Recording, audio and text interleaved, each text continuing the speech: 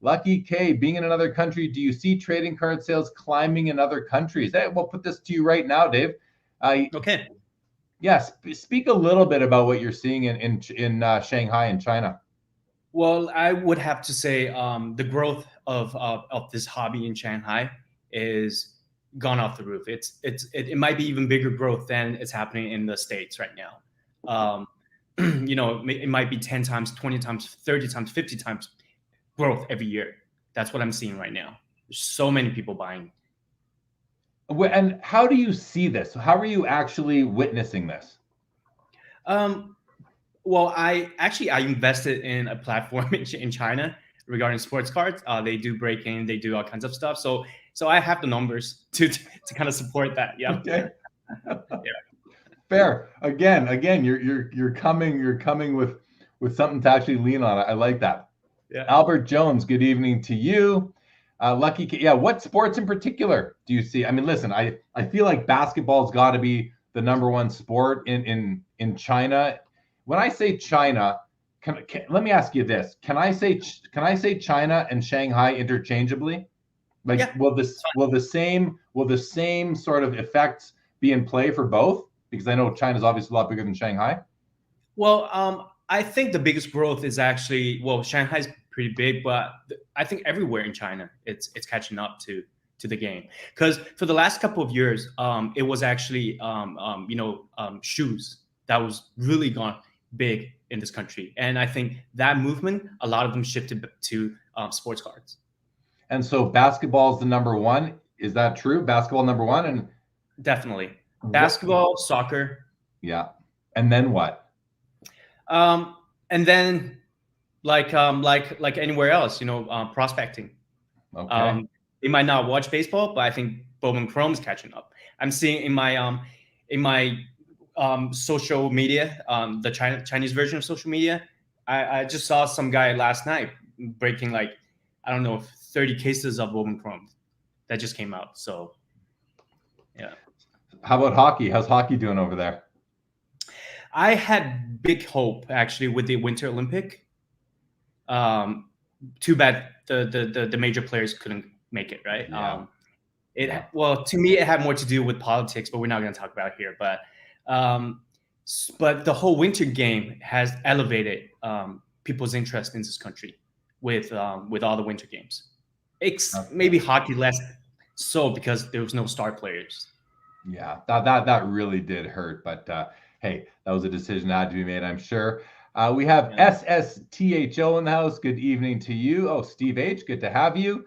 Eric Sanderson to Orr, good to see you, buddy. Steve Elmore, good evening. Justin Vick says 85 Fleer Kirby Puckett got me hooked. See, that resonates with me. I get that because I remember how elusive that card was at that time in the Roger Clemens. I mean, those were big cards back then. That's cool to hear about for sure. Goes on to say, I think the reluctance of the grading companies to grade star cards has shaped the opinion of the true RC. Yeah, probably has something to do with it. B. Roy, it doesn't matter which one is the true RC if you are in this for collecting and not solely investing. Yeah, I think so, B. Roy. I mean, I hear what you're saying, but I do think that, whether or not one has the designation or not, I can see that having an impact on both. Like the Star 101 doesn't need to have the RC designation for it to be a good investment still, nor to be a good, like for me as a I would acquire one for the collecting and the investing. I think it hits both. I think it checks both of those boxes. Troy wants to know, David, do you have several Yzerman cards in your personal collection? Any favorites? I do. I have actually quite a few of the 90s inserts Yzerman. That's what I kind of focused for my PC at that time. The Mirror Golds, the Pacific stuff of Yzerman's, some of the rare Upper Deck, the Black Diamonds, the low numbers and stuff like that. Yeah. Right on. It's because that's when I was watching his game, really. Yeah.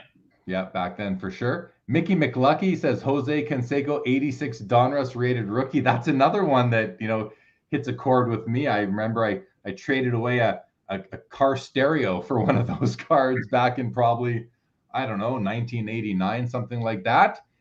SSTHO card for me, the 0506, the Cup dual noble numbers, Crosby Ovechkin out of 10. didn't fit into the 130.1 touch. That's right. Those were thick cards. That's a cool one. That's a cool one, Steve.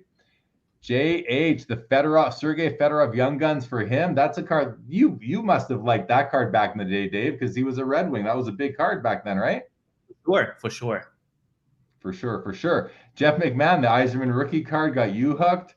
Troy at 79 O-Pee-Chee Hockey was my first set to collect. Been collecting ever since. That's Troy. That goes back for me too. That's like the year before the Bossy year, the 78 O-Pee-Chee are the first cards I remember really ever seeing. Daniel Busby says, hit that like button, guys. Thank you, Daniel. Terry Fortune lets me know the Flames score. Thank you, Terry. What's up? What's up, Skeppy? Goal called back. No good. Thanks anyway, Terry. Vintage card collector. I've heard in China there isn't much interest in basketball cards pre-Jordan era. Is that true, Dave?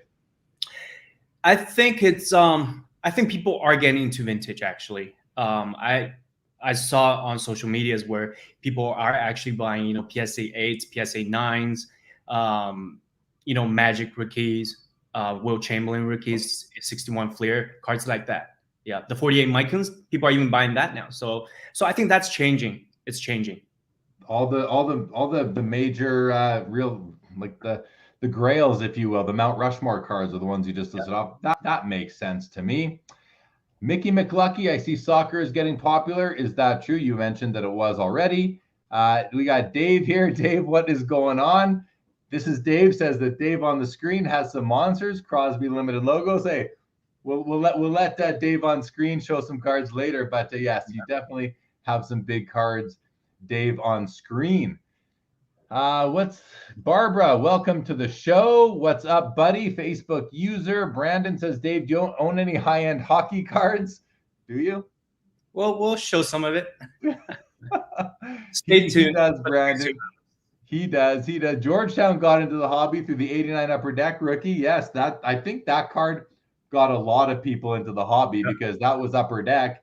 Really, increase, like, changing the game, leveling up the hobby completely with that. There's something I want to add to that, on Griffey. I think one card is the 86 Upper Deck.